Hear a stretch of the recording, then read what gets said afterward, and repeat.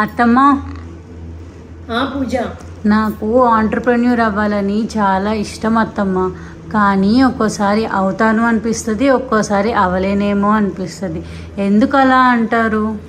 ఎందుకు పూజ అలా అనుకుంటావు? నువ్వు గట్టిగా అనుకుంటే తప్పకుండా అవుతుంది. నీకు ఒక విషయం చెప్తాను విను.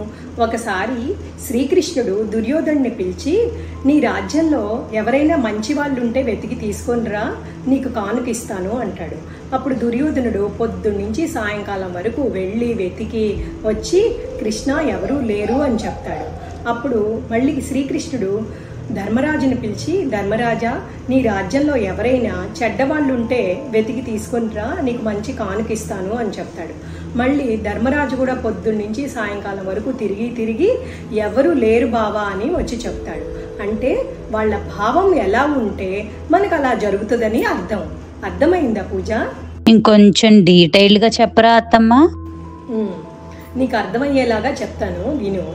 ఒకసారి పేపర్ అనుకుంటుంది అనమాట, ఏంటి నా జీవితంలో ఎప్పుడు మనుషులు నన్ను ఇలా వాడుతున్నారు, ఒకళ్ళేమో నన్ను టిష్యూ పేపర్గా వాడుతున్నారు, పిల్లలేమో చిన్న చిన్న పడవలు చేసి నీటిలో వేసుకుని ఆడుకుంటున్నారు, కొంతమంది ఏమో క్రేయాన్స్తో గీస్తున్నారు, కొంతమంది ఏమో చిత్తు కాగితాల్లాగా వాడేస్తున్నారు.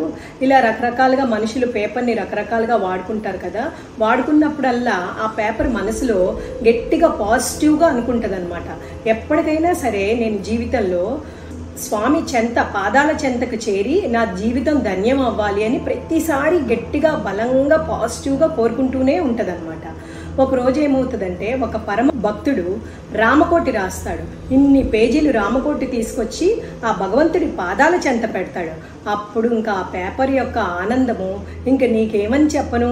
అందువల్ల నువ్వు ఏదైనా సరే పాజిటివ్గా కోరుకుంటే తప్పకుండా నీ పని జరుగుతుంది.